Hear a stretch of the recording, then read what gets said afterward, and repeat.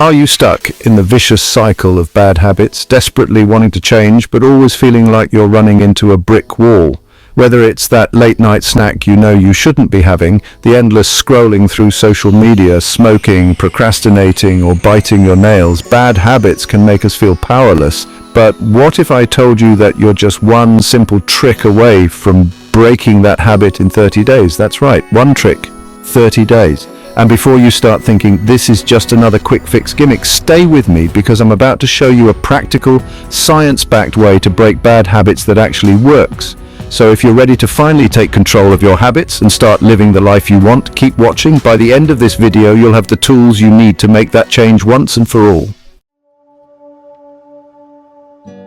Okay, before we dive into the solution, let's talk about why breaking bad habits is so challenging in the first place. After all, you're not lazy or undisciplined. The problem is that our brains are wired to repeat behaviors that are rewarding, even if they're harmful to us in the long run. Bad habits create neural pathways in our brains. Think of these pathways as deep, well-worn trails in a forest.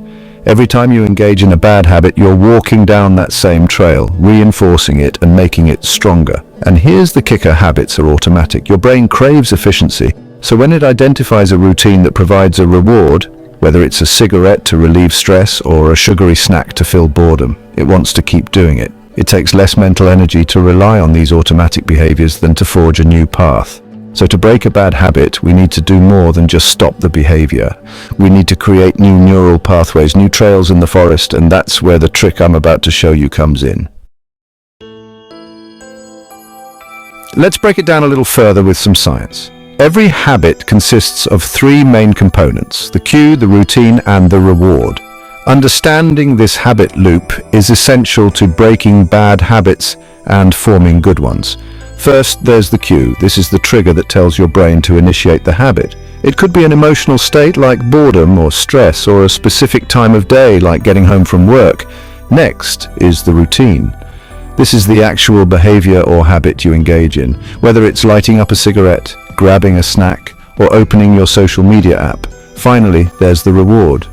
This is the payoff your brain gets from completing the habit, like a moment of relief, satisfaction, or pleasure.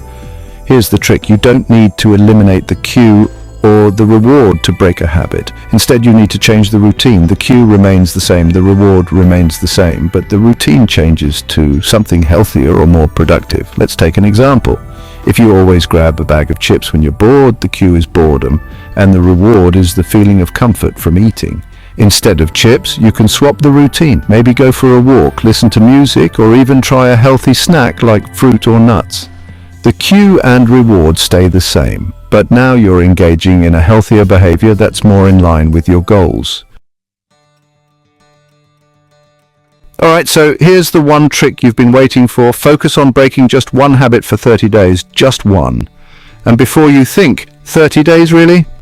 Let me tell you why this works so well. Breaking a bad habit isn't about making drastic, unsustainable changes overnight. It's about small, consistent actions that rewire your brain. When you focus on just one habit for 30 days, you allow yourself to concentrate all your effort and attention on that one thing. It's not overwhelming and it's entirely doable. The key here is simplicity. Make the change so small that it's almost laughable. If your goal is to stop procrastinating, instead of saying, "I'm going to stop procrastinating altogether," commit to starting any task for just 5 minutes. That's it, 5 minutes. Why? Because it's small enough to not feel intimidating, but it's also enough to get you moving. Once you've started, you'll often find it easier to keep going.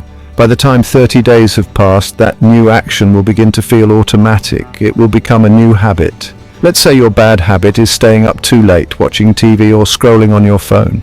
Instead of trying to enforce an early bedtime immediately, you could start by cutting back your screen time by just 10 minutes. After 30 days, your new routine will have significantly improved your sleep patterns and you'll feel more rested and energized. To really drive this home, let me tell you about Mark. Mark had been smoking for over 10 years. He knew he wanted to quit, but the idea of going cold turkey terrified him. Instead of trying to quit entirely from day one, he decided to use the 30-day trick. For the first week, he cut out just one cigarette a day. That was it. By week 2, he cut out another. By the end of the 30 days, Mark had significantly reduced his smoking and, for the first time in years, felt like he could actually quit for good. The key wasn't about going all in immediately, it was about small, incremental steps that built confidence and momentum over time. Mark's story shows us that breaking bad habits isn't about perfection, it's about progress, small, manageable progress. And now, it's your turn. What bad habit are you ready to break? Drop it in the comments below. Let's start a conversation. Whether it's biting your nails, stress eating, or procrastinating, we're all in this together. Share your habit-breaking journey with the community, and let's keep each other motivated. Maybe your story will inspire someone else to make a change they've been putting off. So think about that one habit. What's the smallest step you can take today? The journey of 1,000 miles begins with a single step, and the best part is you're not alone. We're all here to support you. Here are some extra tips to help you along your 30-day journey. Tip 1. Track your progress. Keep a daily log of your progress. Whether it's a calendar where you mark off successful days or a journal where you jot down your thoughts, tracking progress can help keep you accountable. Tip 2. Celebrate small wins. Don't wait until the end of the 30 days to celebrate your progress. Each day you successfully resist the bad habit and engage in the new routine, reward yourself. It could be something small like a favorite treat or even just 10 minutes of downtime. Tip 3. Find your why. Understanding why you want to break a habit can be a powerful motivator. Write down the reasons you want to change, whether it's for your health, your relationships, or your peace of mind, and revisit those reasons whenever you're feeling discouraged. Tip 4. Build an environment for success. Make it easier to adopt your new habit by changing your environment. If you're trying to eat healthier, remove junk food from your home. If you're trying to reduce screen time, place your phone out of reach before bed. Small changes to your surroundings can make a big difference. Let's be real here. Setbacks happen. You might slip up, you might have days where the old habit creeps back in. But here's what's important. If you fall back into your old habits, don't beat yourself up. Just reset, refocus, and keep going. Remember, the goal isn't perfection, it's progress. Every time you resist the old habit and choose the new routine, you're strengthening that new neural pathway. Over time, the new behavior will become automatic and the old habit will lose its power over you. Breaking bad habits can feel like a daunting task, but remember, it's all about small, consistent steps.